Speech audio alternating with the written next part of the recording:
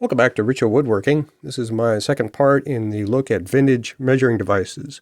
The first part really kind of looked at measuring tapes and folding rules. And so this one's going to look at more metal tools, specifically those for machining, but maybe some other uses as well. Most of these tools came from or are kept in the Gagnon machinist chest. If you remember back in 2022, I acquired a machinist chest from a friend of mine that belonged to his grandfather. And so a lot of those tools included measuring devices. So we're going to look at some of those today. We're going to start out with some calipers and dividers. Now, calipers are used for measuring the distance between or around objects between 2 points. Dividers are used for geometrical measuring or geometrical operations. So, let's see here. Here's a caliper. This is for an outside caliper, and so when you're looking at something, the outside of something, you use one of these. I was really excited to find this in the case, but there's usually an inside when you have the ones that kind of do this for the inside surfaces or inside points. This case did not have an inside, so I only have the outside. This is a set of dividers by the same company as those calipers, but of course it's the 2 points. Very similar to a modern divider. This is the one I use in my woodworking projects, with the adjustable ring and the 2 points. This one I may have used on 1 or 2 times because there was some precise measuring I had to do for the Sun Sphere, Puzzle Box 6, and maybe one of the other projects, and so I may have used it for that, especially when I was working with the hexagons. Here's a set of dividers that I have. It has an adjustable point, but I will say these are very sharp. And this point up here, I may have had this apart once, but I've put thread cutting oil in here, different types of materials. Not a thing that would gum it up, but it's just not wanting to open, and I'm not going to force it. So I haven't used this much at all. This one here, this is more of a, your general dividers, and I have used this on several projects. I like it. It doesn't have the locking mechanism like the others that have the little ring or screw, so you just have to be careful when you use it. It has a patent number on it. I think that's what that is, but it doesn't have any other really information. It's pretty old and pretty dirty. Most interesting, this is a hermaphrodite caliper. And so I thought originally that was because it could be used as both a divider and a outside caliper. It can actually also be used for inside measurements. If you pull this thing around, you can also do it this way. So that's a very interesting feature. But there has other options that other tasks it can perform, such as it can find the center of, say, a circular or square piece. If you know the radius, that sort of thing, you can measure to that and, you find the center doing that. Also, you can use it for a scribe. If you, just like with a marking gauge or something like that, if you set this tip against your piece of wood at the measurement that you're using and then run that along, you can actually use it for that purpose as well. Very interesting tool. Something that came with this chest was a lot of rules. So different sizes, this one is the hardest to show. This is a 12-inch rule, very thin.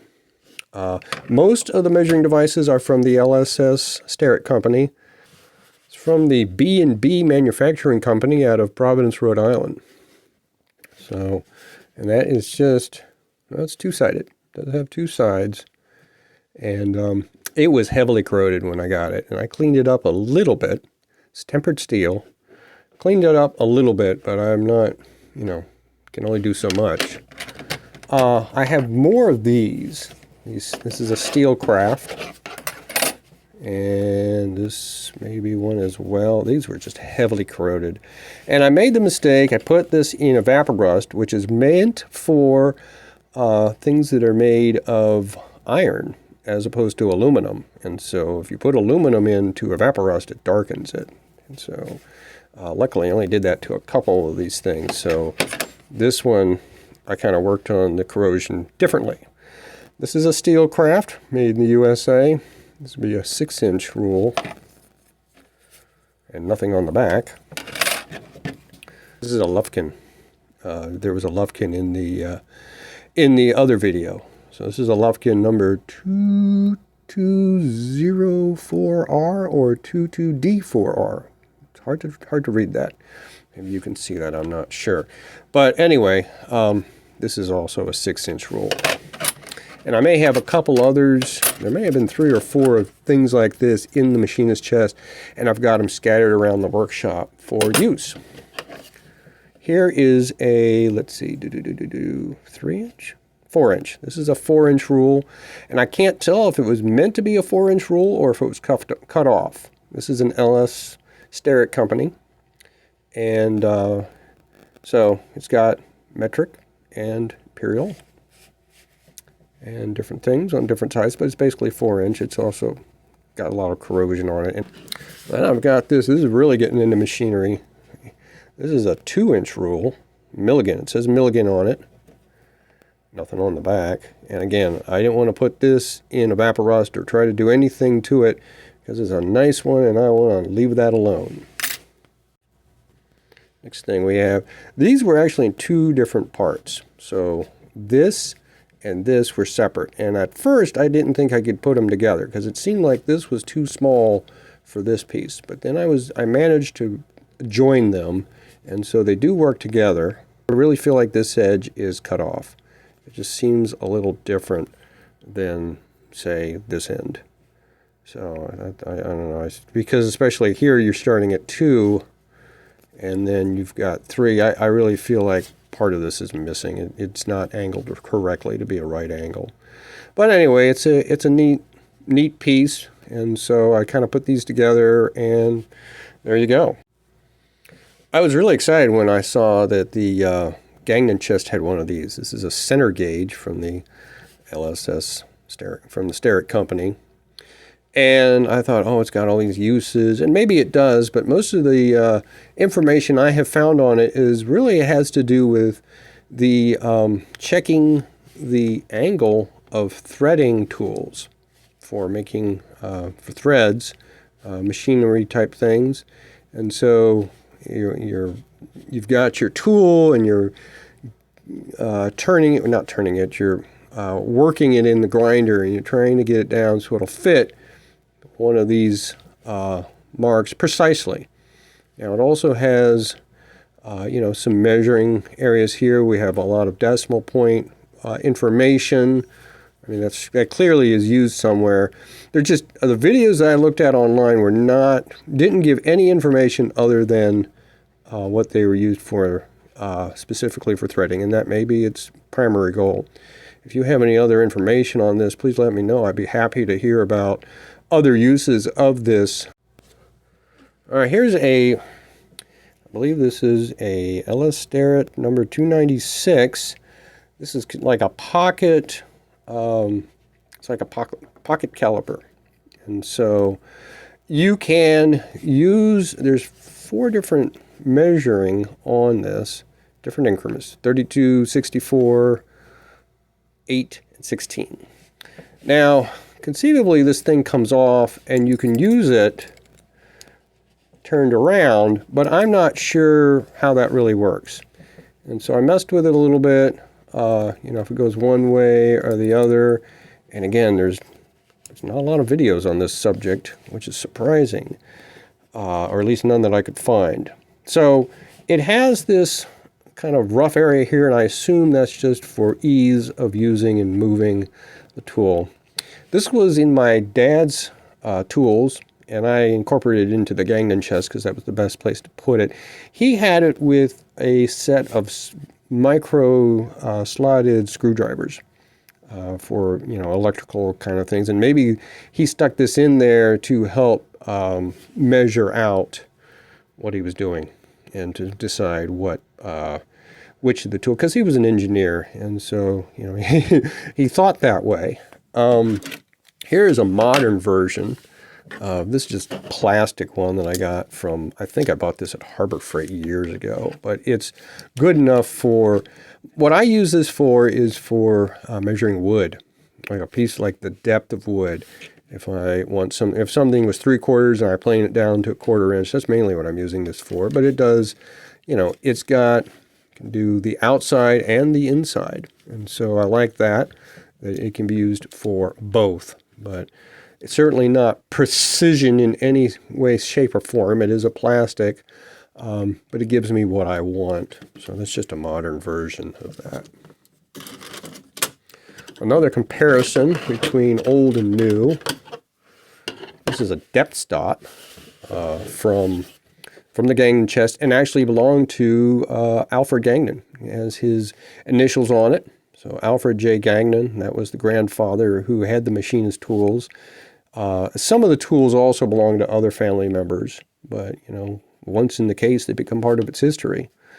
And so, unlike some of the more modern ones, this has got a release. You can unlock the blade and use it to find your depth. I use this for mortises, holes I drill, things like that. It has a lot of use in woodworking, in addition to in precision type work, made by the Brown and Sharp Manufacturing Group in Providence, Rhode Island. It's interesting that so many things come from Providence, Rhode Island. I also collect pocket knives.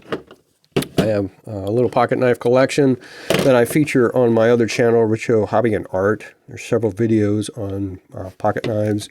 These are two pocket knives that were made by the Imperial Company, and they are based out of Providence, Rhode Island. Imperial was a pretty prominent tool and mainly a knife company. It was mainly a knife company out of Providence, Rhode Island. But obviously, several of these tools are also made in Providence, Rhode Island. So there's certainly a lot of tools being built there in the early 20th century.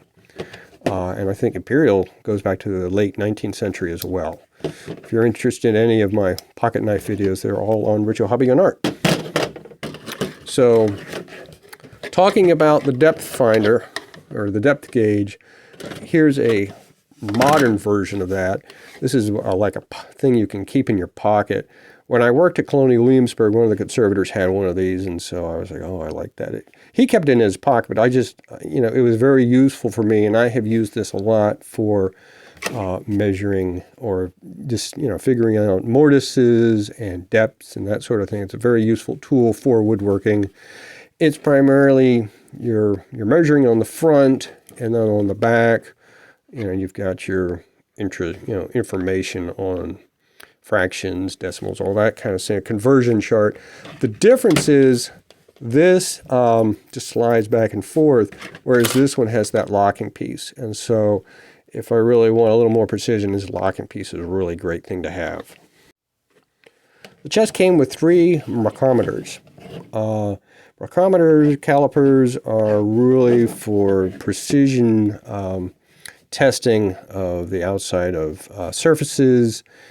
I have heard that you don't want to hold these in your hand because the holding in your hand or keeping in your pocket will actually expand the metal and make it not so precise anymore.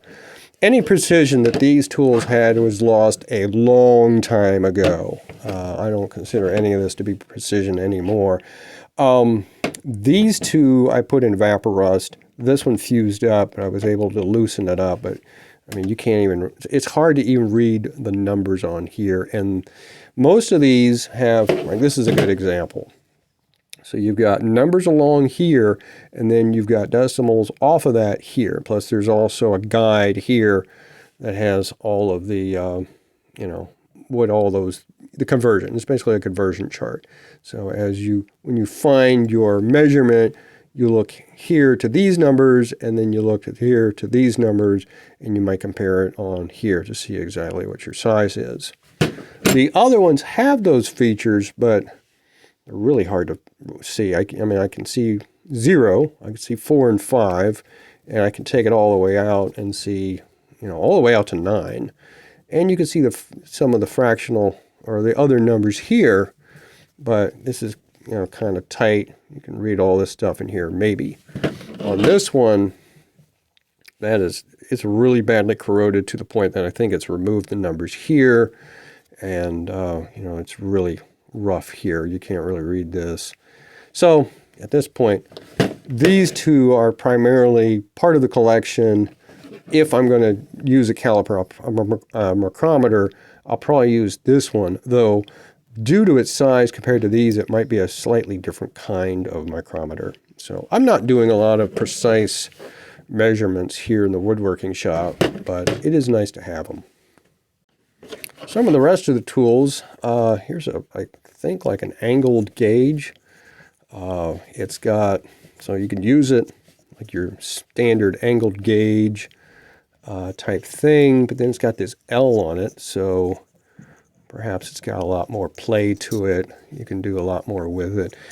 This makes it look like, your angled gauge type thing, but then, I don't know, it's got some other, maybe you can use it more of a right angle. This is just an odd tool. I've used it actually for Puzzle Box 6 for the Sun Sphere, for finding the angles of the hexagon, for making the donkey's ear and getting all that set up.